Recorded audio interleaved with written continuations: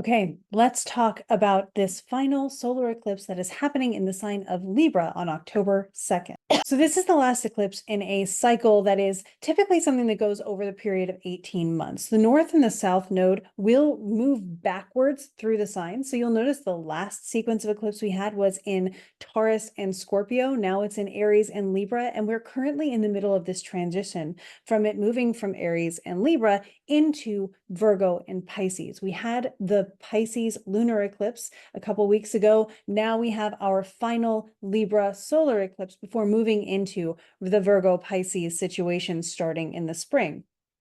Eclipses happen roughly 6 months apart, but you can tell since they're changing signs, we're going to have a little bit of a different time of year than the last couple of years when the eclipses occur. The timing of this eclipse is another thing that I'm really excited to talk about. And for that, I will be able to show you the chart so that you can see where I'm drawing this information from based on the book Tetrabiblos, written by Ptolemy thousands of years ago.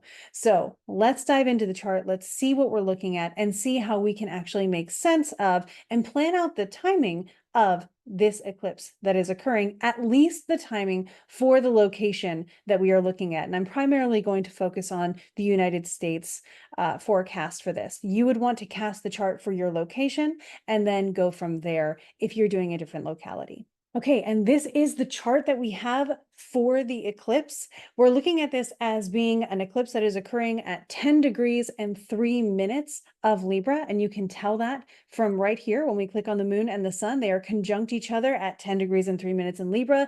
And you can see they're very close to the south node here. The south node is red because it is moving backwards. The nodes are always moving retrograde through the sky. They always generally are going to have a net negative degrees when they move backwards out of a sign.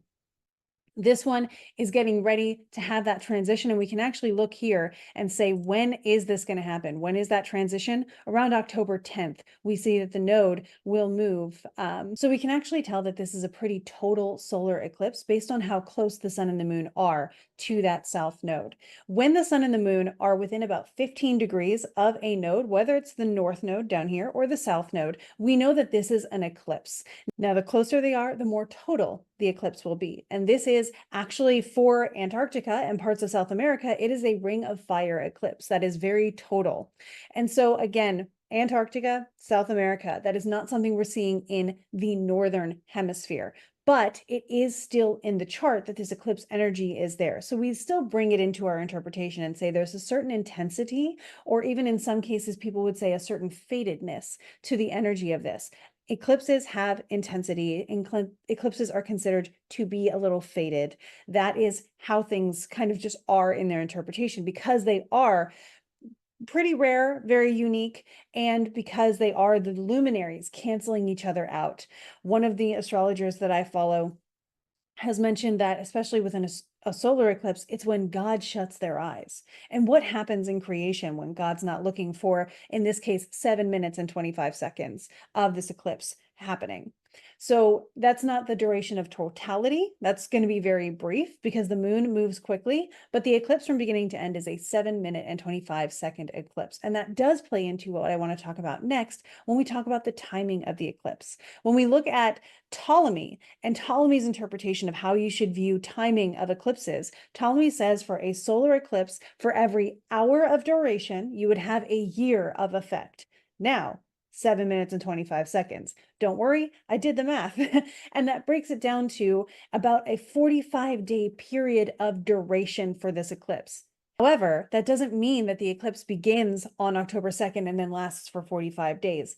Actually, it's going to start months later, according to Ptolemy's calculations and Ptolemy's formula. So what we're seeing here is that on October 2nd, we have the transiting event of a solar eclipse, and the position of the eclipse in the chart and the length of the eclipse itself is going to give us the hints that we need to say, when do the significations of this eclipse begin? When do they intensify? And when do they relax?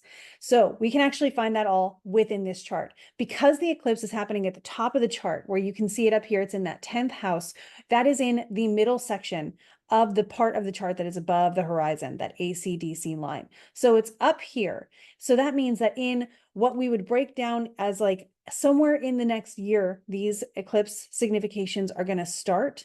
We're going to say it's going to be in the thirds of the year. So it's going to be in the second third of the year, or in a period 4 to 8 months from the eclipse itself. So in 4 to 8 months, in this case, it would be somewhere in the January to April timeframe. In 4 to 8 months, we're going to see that the significations of this eclipse begin. And when they begin, they last for the roughly 45-day period. So when the eclipse significations begin, they'll play out over 45 days. Now, because this is up in the middle again, we take that 45 days and we say roughly in the middle third of that, that's where we're going to see this intensifying. And so by the math that I did, in this period, it's going to be sometime probably in the February to May period that we see this. February, March, May, June period. Now, that's a little bit vague, right? We're like, okay, astrology is really cool. We can figure that out, but that does not give me much to work with when there's this 4-month period of it could start anywhere in there. There is another step that we take to say, well, who's in charge of the eclipse? What are they doing? And how does that give us an insight as to the intensifications and relaxations of this eclipse signification? And the person or the planet that is responsible for this eclipse is going to be Venus. It's a Libra eclipse. And so Venus is the one who is the ruler of that eclipse and responsible for things that go on in that sign. And so we're going to look at Venus and say, okay, what's Venus doing? And when does she have big moments in her synodic cycle, in her cycle between her and the sun? Because that is going to show us intensifications and relaxations. She starts out as an evening star, which not only is going to tell us that it's more of a total impact on the people and the beings that are affected by this, because she is of her sect in that sense. So we're seeing that there is a lot of impact that goes along with this eclipse. And Ptolemy would say that the types of beings affected by this, since it's a solar eclipse, we're looking at leadership first and foremost. And because it's happening in Libra, which is an equinoctial sign, that is a sign of the equinox. We are seeing this happening with sacred rites and perhaps religion. And the nature of the ruling planet is Venus in Scorpio. So Venus is in her detriment. So it's difficulty for this kind of situation. Saturn rules the chart from Pisces, where Saturn is retrograde. That's another thing to take into consideration. And then this is a total eclipse. So the portion of the beings affected is pretty much like everybody who is meant to be affected by this, or everybody who can be affected by this, is going to notice these effects. And so that doesn't mean panic. It means that it's going to be something we recognize. It's not going to fly over our heads. It's not going to pass us by. You will know that it happened. And so this eclipse is saying that we're going through a bit of a struggly kind of time, where, especially if we're thinking about Venus as a feminine representation, we're really thinking about those kinds of things. So what I would bring in here personally, thinking about this in the context of what I know America is going through, the United States of America specifically is going through this year, in the context of the Aries ingress chart, I can see that we're in a pretty intense portion of the year when this all starts to occur. And so a lot of these significations, if it begins before the next Aries ingress, which if it begins in January or March, it will in that time frame. And so we're going to look to Venus and say, okay, for things going on with this eclipse, what is she up to? Does she have a retrograde? Does she have a rising and setting with the sun? She does. So we're going to look in here, and we're first going to look at the times where she changes direction. This is going to be poignant moments for the significations of this eclipse. Again, thinking about leadership affected by this. And she goes retrograde on March 1st. So it is still within the context of this Aries ingress, where she actually was doing amazing for the 2024 Aries ingress. Mars, equally being the ruler of the last Aries ingress chart for the year, is also in a bit of a rough spot. Mars will have just finished a retrograde at that time. So I'm going to say that the months between December and let's say March or April are going to be a lot of, I almost want to say exhaustion. There's going to be so much happening where we're going to be witnessing so much change that by the time May rolls around, we may feel quite exhausted. And then other things are happening too. We did not come into this timeline or to this time of being alive to just live gently. We came in to do big things, and big things are happening around us. And again, on an individual scale, you can see how this eclipse relates to your chart and if something personal goes on for you. But there are people who will not even notice that this eclipse is having effects in their personal lives. This is mostly going to play out through headlines, through our people who are in charge making decisions, or having difficulty making decisions, or having to respond to the people in the decisions that they are making. So that is what we are looking at here. If you're thinking about looking in your personal chart for where this eclipse is the most prevalent, this is something that you want to say, how important is that 10th degree of Libra in my own chart? Do you have planets there? Is that one of your angles, your ascendant, your midheaven, your descendant, or your IC? And are the signs that are opposite and square to that important? So if we're thinking about the 10th degree of Libra, is there anything in Cancer that's important for you? Is there anything in Aries that's important for you? Is there anything in Capricorn that's important for you? If so, then you might notice that you will notice effects from this. So that's something to think about if you're trying to say, does this affect me? Will I notice something happening in my life? And then you can look back and say, wow, here are the effects that I noticed. I don't think this is one of those situations where the world comes crumbling down. It doesn't energetically feel like that. It feels like we're emancipating our energy from something. We are breaking away from a connection, a contract, or some kind of relationship that feels like it is holding us back and taking away from our sense of individual self.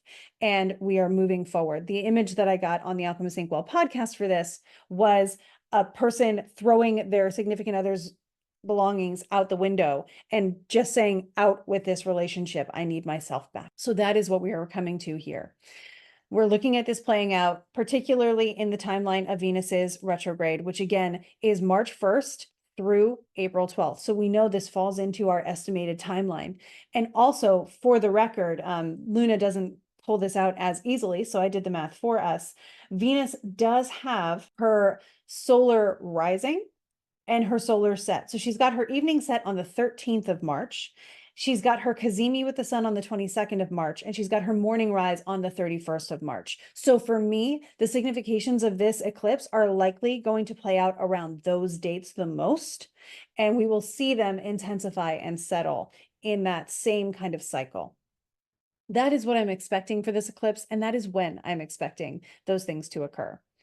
So like I said, yes, it is a solar eclipse. It's the last one in Libra. These are the things, this is the source that I'm pulling from. I'm really relying on Ptolemy for this kind of interpretation of what may happen and for the timing of what may happen. But that doesn't mean that there's anything to be afraid of. Even if you do have Libra in a prominent place of your chart, there is some big change happening, and sometimes change is good. Sometimes change is uncomfortable. But it will lead you to something that is going to empower you. Venus in Scorpio is doing the deep work. And so, yes, it may be uncomfortable at first. It may invite you to go into darker places so that you can bring in some light. And so you can heal some things that maybe really need to be healed for you to be the best version of yourself and have the most joy that you deserve. And I truly believe that you are strong enough and that you are incredible and capable, and you will navigate all of this with ease. And remember, my primary thing that I'm watching for this eclipse is going to be headlines. What is going on in the world? What is going on in our system of governance? And that is where I'm going to be looking at the most. Whatever happens, we will be here together. I will be here for you. And I look forward to coming out on the other end of all of this, just as magical as we've always been. Have a great time.